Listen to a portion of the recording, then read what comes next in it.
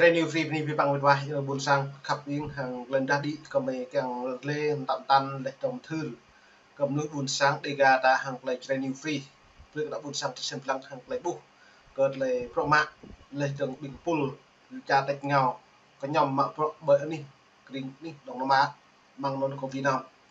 nên lấy anh ni lấy làm mạ pro hai này cái nhom cợt lấy càng ring cha chặt giới bình đâm lần chặt sốt đâm đạp ở đấy mạ pro càng thòng pli lấy càng thọ đi bẹt cũng được buôn sang nên từ đã sang po cha nhung thâu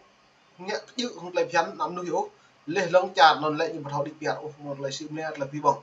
rim cha ở càng độ chung trong nằm nông nông yếu nên cái này có mấy mò thực hiện dịch mong cho nó buôn sang cặp gì á lấy ta đi cái này rồi về lau mấy cái càng nhiệt lệ rồi về ít lăng lấy video đó hàng lấy couple mà pro khoa mấy lấy trong couple đã hữu tạ hàng pro hàng lấy cái cao lấy cái núi lấy thằng lú cha con rằng xem lăng lần cha Việt Nam hàng Trung Quốc lú cha con từng hàng lấy bua rồi bua lần cha đua bua cha này bua thầu giữ hàng lấy chân nước buồn cùng tiện khi làm dạo nó mời về xem lăng biệt lấy video rồi sau đây ông Trump phát biểu nhắm đến cả Trung Quốc vào Việt Nam. Trong một bài phát biểu vào ngày thứ Hai tại Nhà Trắng, Tổng thống Mỹ Donald Trump cho rằng nỗ lực thắt chặt quan hệ kinh tế giữa Trung Quốc và Việt Nam là một phần trong kế hoạch nhằm gây bất lợi cho Mỹ. Ông nhấn mạnh rằng không trách Trung Quốc hay Việt Nam, nhưng bày tỏ lo ngại về việc hai nước đang tìm cách tận dụng thương chiến để hưởng lợi.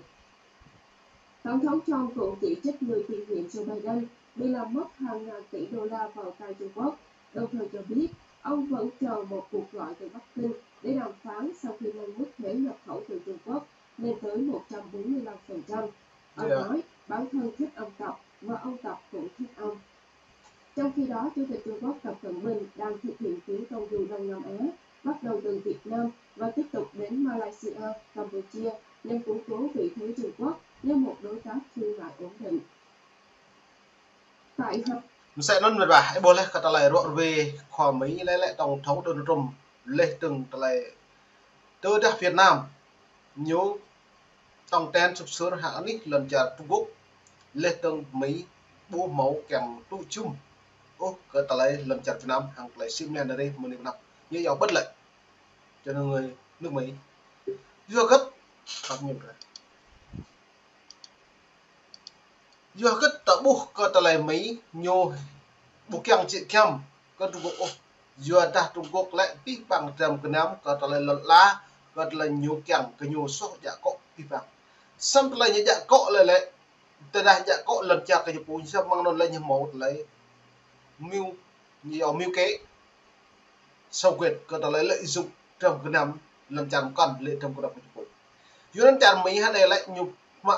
tổng thống Donald Trump này lại mà chẳng tầm tự tầm đỡ rim phun trà như không một lấy cái card lấy phép kinh phố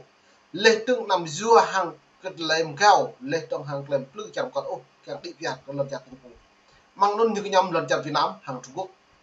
nên lấy ra này dưa cất rằng Hill tổng thống Donald Trump lấy trong rằng bua bị bằng pro phải nhiều ngã lấy luôn nặng buồn sang nhiều chỗ Ukraine rồi đấy cơ pro mạng nên được mò ra này lấy tổng thống Donald Trump như một tuyên bố coi ta lấy cao cái máu thành công coi ta lấy màu span po cha có thể lấy nhiều ngã rõ lên trong lấy linh trà hàng lấy cây gạo đi hàng lấy gạo chẳng mỹ mang luôn Việt Nam brosa có thể lấy trọc mong thể lấy giáp linh trà này nên Việt Nam chúng ta nhiều một học video tôi hàng thể lấy video một lon này bạn nhiều trong tên nó giàu tập cân bình này lên trong phạm minh chính lên ông Tô Lâm thể lấy mút ma ở đây càng lấy cái chấp lấy phi bọc tôi mong cái chấp Hàn Quốc hiện bạn tôi mình như nào của mình đó giờ nó mày về xem lăng là gì đây vậy Hà Nội, ông Tập đã gặp Thủ tướng Phạm Minh Chính và Tổng Bí thư Đảng Cầm quyền Tô Lâm ký kết hơn 40 thỏa thuận hợp tác. 40 thỏa thuận hợp tác này. Thương mại lớn nhất của Việt Nam với kim ngạch thương mại song phương tăng 14,6% trong năm 2024.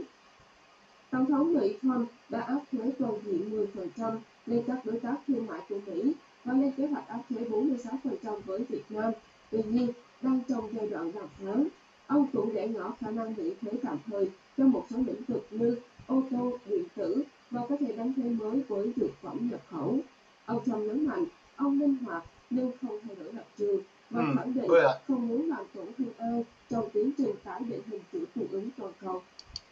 Duyệt nó còn là tổng thống trong là lại nhiều cơn hàng lại triệt lên thỏa thuận có lại triệt có lại từng chia lên mang non từ đà Việt Nam nhiệt hợp lý mang cả lại mút mà nó đấy lên nhiều bang có Mỹ lên đâu có Mỹ có thể nhiều run noa có lại xịn lên này quyết đã nhiều đi là hàng nước lần chặt Trung Quốc lên mút mà từ bộ trà nó lại kỹ thỏa thuận là anh như cha Mỹ lên mức có lại kéo run noa đình trà này nên là ấy bố lên lần chặt Việt Nam hoặc Trung Quốc là lâu trời đã bố lại nhiều bộ màu thâu tách rời ô quyết đã tôi hàng lúc nhiều người phú trọng rồi thì lâu đi nhưng bạn như tuyên bố như lệ chịu mất nước không chịu mất đảng chưa cất nhiều trong tem tôi mạng cơ ta lại đáng như này đang chứ bây quyền lợi rất nhiều nên ta bổ chịu mất nước chịu lực lần làm một cả đảng nay nào buồn sang cái như này vật tổ lấm hàng phẩm minh chính bình vô dạ buồn prong như này đấy bạn nay nhầm sẽ mà chịu mất nước nên đây như chịu mất nước lại chính những bạn nhiều chịu nó lại Trung Quốc tao đùa được lâu đi 100 năm đấy 1000 năm đấy nhận nhận Halun của Trung Quốc này là nhiệt tua như hoạt lại Halun của Trung Quốc đúng không? Do đến Trung Quốc lại khăng khăng tăng nhiều hủy của lần chặn Việt Nam còn năng nhiều hủy của luật quốc tế đây học mỗi luật quốc tế Trung Quốc xâm nhập của nhiều lò này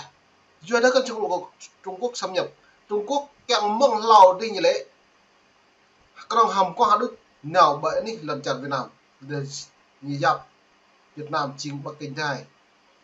do các càng liệt nón do đã bốc lúc lau đi đừng đã lau đi một là một trồng mì một trồng prang hay bà mau trong cái nằm Trung Quốc tu chia cái nhiều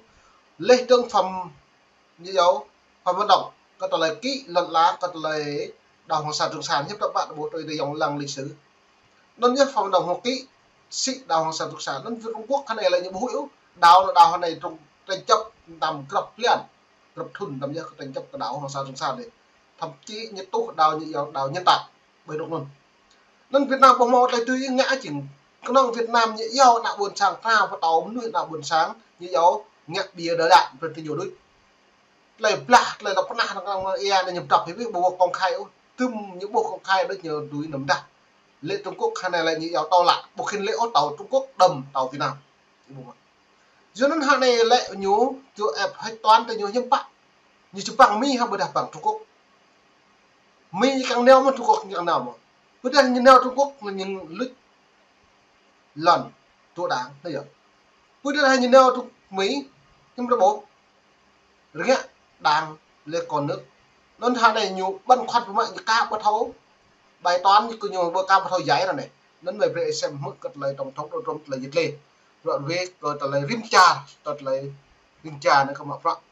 càng lại trong trước đỡ hàng cách nhận Bộ trưởng Tài chính Hoa Kỳ Scott Bessent vào hôm thứ Hai đã chỉ trích Bộ trưởng Thương mại Trung Quốc vì gọi thuế quan của Tổng thống Donald Trump là trò đùa, nhưng cho biết ông vẫn hy vọng vào một thỏa thuận thương mại lớn với Bắc Kinh. Ông đồng thời nói thêm rằng nó sẽ đòi hỏi một công thức khác xa so với các thỏa thuận thương mại và tiền tệ trong quá khứ. Ông Bessent phát biểu với Bloomberg Television trong chuyến thăm Argentina cho biết bất kỳ cuộc đàm phán nào giữa Hoa Kỳ và Trung Quốc cũng phải đến từ cấp cao nhất, bao gồm Tổng thống Mỹ Donald Trump và Chủ tịch Trung Quốc Tập Cận Bình. Đây không phải là trò đùa, ý tôi là đây là những con số lớn, Bộ trưởng Bessent nói. Tôi nghĩ không ai nghĩ rằng chúng bền vững, muốn chúng vẫn ở đây, nhưng đó không phải là trò đùa.